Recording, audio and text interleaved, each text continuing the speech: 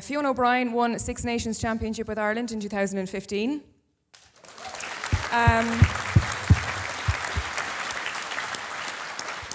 Anybody has any little stories they might want to take a microphone there.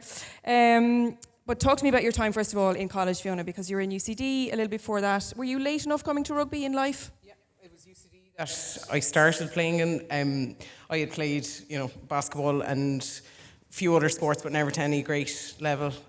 My brother always maintained rugby was what I should play because I was vicious, was his words, and I was obviously strong. So he insisted on me playing, and it was in third year actually while I was in UCD. So that I started playing, and say when I first qualified in my first year, I was basically just about treading water in mixed practice, so I didn't play. But then quickly realised the value of sport and that I needed it if I was to stay sane. And so I went back again and played provincial with Ulster and ended up, getting involved in the Ireland team, which I inherited that Six Nation medal from a lot of players that went before me. I had very little to do with it really, but it was the work of the crew before me that, gave us that success. And just to make the point, when I was in college in 2008, Brian was at peak winning All-Irelands, and I obviously don't have a GA background at all, and football wasn't my sport. And I remember always taking huge interest in Brian because he was a vet, and having that interest when I was in the college. I was the proud owner of a Tyrone jersey as well as a Down jersey. I'd have to say I was I had no problem if anyone was successful, but I always admired what he did, and I always took great pride in the fact that I was in the same profession as someone that was that successful. And even my folks are here and they were laughing when I said Brian was coming. I'd never met Brian, and I was so excited because he was someone that I did definitely look up to. And what was really interesting when we were chatting was all of us have such a, Irish people obviously in general, such a fascination in sport, but we're so intrigued to talk to each other. I was mad to hear about Susie in an individual sport and how she does it with veterinary. And actually, I, in first year, in a preclinical EMS, so the whole point was, I knew nothing about horses, and the whole point was that you'd go and learn basic, put on a bridle, but that wasn't good enough for me, and I ended up going to John Ox's yard, where I knew absolutely nothing about horses, absolutely diddly squat, and I followed him around for 2 weeks, but I still talk about how meticulous he was in his approach, and I still remember him checking every horse every morning, every evening, and his approach to, I think, did you buy your hay in Canada or something? And I remember being totally intrigued by that it was that, did it have the consistency of crop, and the whole, that meticulous nature of sport always appealed to me. And it's magic to be here and to talk to different people and see all their approach, in that way to all the sports, and that it all lends to itself. And it's even more magic then to be in the same profession as them. It's magic. It's like perfectionists. I often think sports people are perfectionists and they don't settle for anything. Buy your hay in Canada, have your knee x-rayed by a vet, go the extra mile, get the extra %. You talked about your introduction to rugby, and it's really interesting when you talk to women who are involved in rugby now. In the last 10 years, a lot of them actually came from other sports, and it was like they craved something extra. Because Jenny Murphy has spoken about that as well. She would have been a teammate of yours, a squad mate of yours, and she was playing Gaelic football, and there wasn't enough physicality. She was, I think it was UL she was playing with, and again, her college introduced her to the sport. Is it a little bit more strategic now, or is it still ad hoc? What way are we? I think there's a combination. So at Belvedere, we'd be used to having, at one stage we would have had 10 of our playing squad involved in an Irish setup. So we would have had a huge amount of internationals, but equally at the start of the season, you could have had a player who'd never played before, who would have transferable skills, maybe from Gaelic football or another sport, but not necessarily rugby. And, we still would have some of those players that would come to the club who haven't played underage. But there is, recently I work in Glenealy, and I was asked recently to go to an underage session in Wicklow to take, I think it was under 12s. And I was used to, helping to coach some of our new girls, and I was, introducing, even just talking in a broad sense, we'll say, we're doing a ruck and drill, and their skills, their understanding of the game was already considerably more, their training age was already higher than some of the girls who had entered. So I definitely think it can only benefit the game, I would imagine. I would have loved to have had the opportunity to have played since I was younger.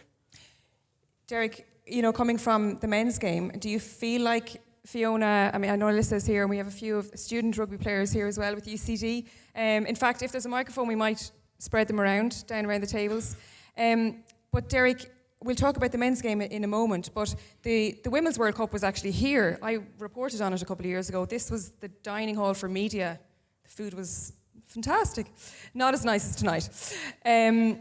Did you feel in the last few years the movement of change for the women's 15s game, or do you feel like it's lost momentum, or where do you think it is now? I think there's probably two answers to it. There's the 15s and the 7s. I think the 15s is a struggle.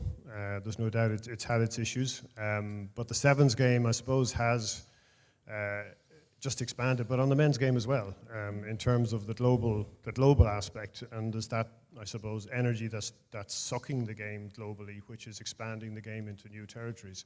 But as a father of 3 girls that played basketball, not mostly, but so I've been watching women's sport for years, and I'm only delighted to see rugby now becoming so important from across the gender sphere, which is, I suppose, for me, been so involved in different sports. I love the fact that basketball was almost 50-50 in terms of split, in terms of participation, and rugby is a long way back, but I think it's improving and it's getting there very fast. And I think the fact that the 15s and 7s, I think, is going to accelerate that.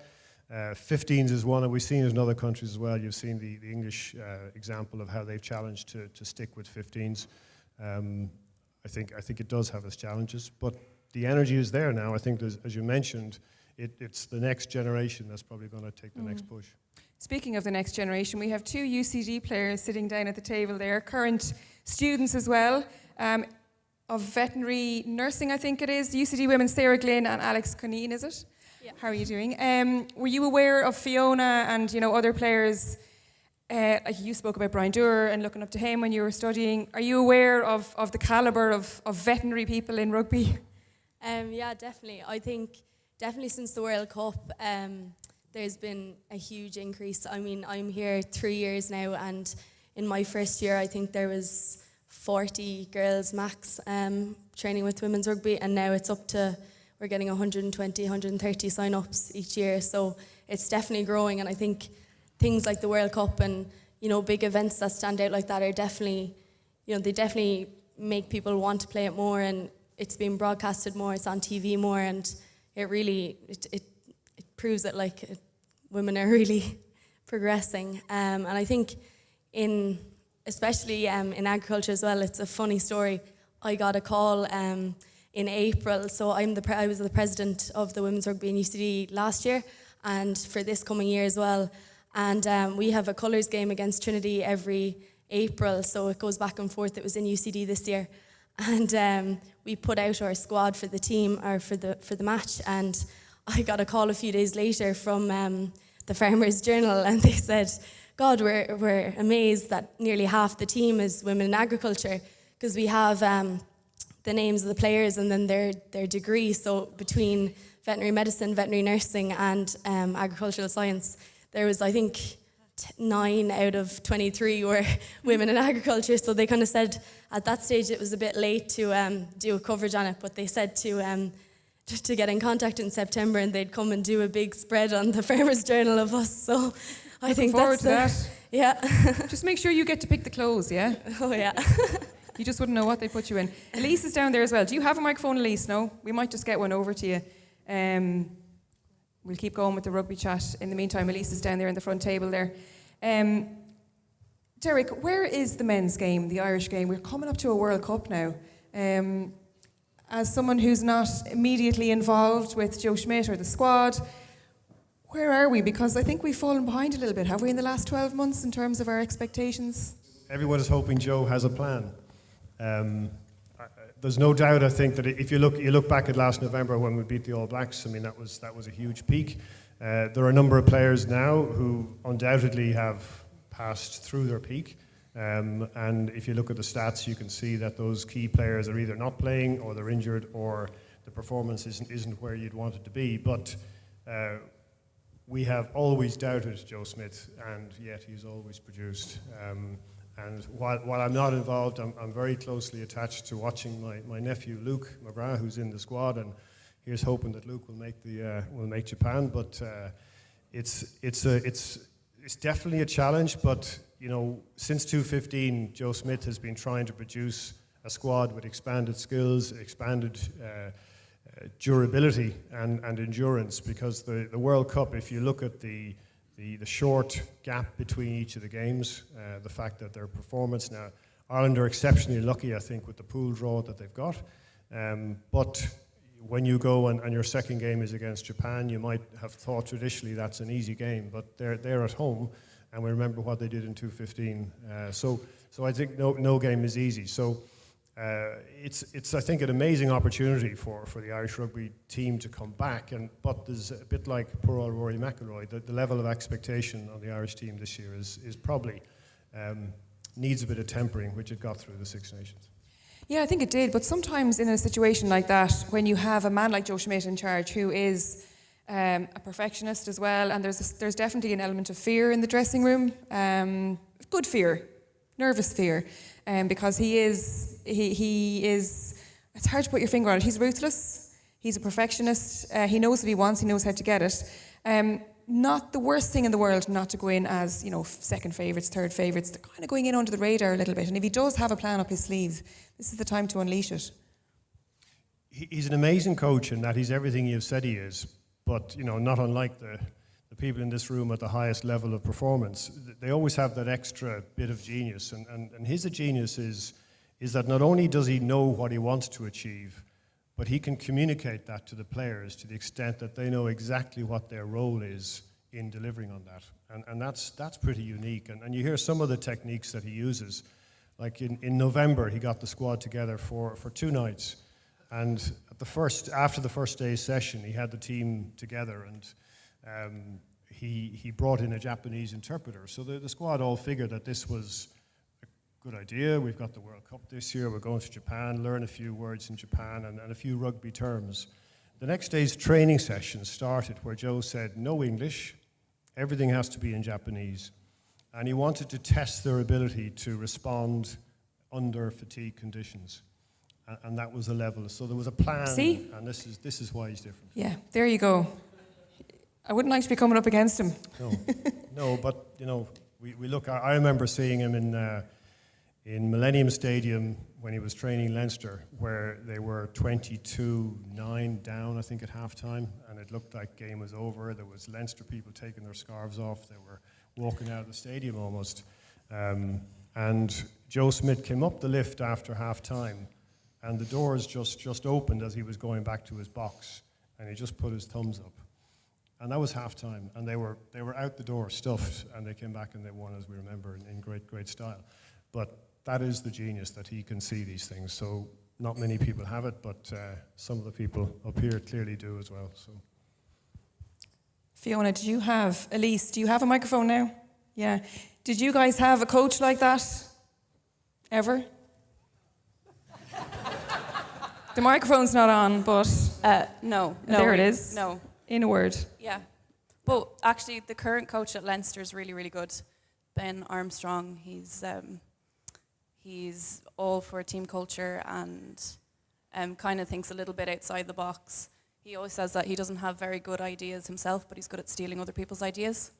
So that's what we get, which is he's doing pretty well so far. We won the Interpros last year, and the Interpros start again in a month's time. So I think in the women's game, what is starting to happen is that female coaches are starting to, retired players are starting to come. So at Belvo, we now have Ailish Egan and Nora Stapleton and Mance Riley, who are all former internationals, and they're the entirety of our coaching staff. And I think Blackrock have done similar. They've Tanya Ross. There's a few of, we'll say, retired players now coming back into AIL, which is what's needed. And it's not that, it's just traditionally we've at times had a lad who played maybe J4 rugby and thought it'd be go crack to coach the girls, and we probably haven't benefited from the level of coaching that we needed.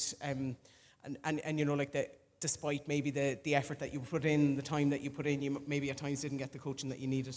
And I think that'll change. And I think it's, our crop of players, and it's that, 2020, and it's been involved, and it's, and I think that is changing. I think female players are going back in, and I think we'll benefit from the coaching from that. I think the coaches is a big thing when it comes to females. Can I ask both of you, before we move on to the next sport, the World Cup, a lot of it was played here 2 years ago. Did you guys feel that was a missed opportunity to make a bit of progress at home? Yeah, it was a massively missed opportunity, because the previous World Cup was when Ireland beat New Zealand and they came 4th in the world. And the development phase from that was to start paying coaches and to go to high performance, which actually resulted in people getting less resources and less coaching. And so from the very beginning of that World Cup build-up, it was just going to go downhill. So unfortunately, the public had got behind it because of the success of the 2014 World Cup. Everyone was interested, and then when it came to actually performing, everything, the culture and the setup had been dismantled from above, really, and that's why the result was what it was, even though the support was there, which is really disappointing. And I still think it's kind of at the same phase at the moment. So, well, the trend has to be positive, though. I mean, yeah. Like if you look at the World Cup, the ladies soccer World Cup, the viewership that got, the support it got. You look at broke records. You Yeah. look back to horse racing, Rachel Blackmore, you've probably heard of, and the success of that. And in horse racing, it's incredible because women and men competing on the same level, no handicap, no difference. So. It really is growing, and I think while there might be disappointment right now, I think the trend has to be seen to be positive in terms of participation.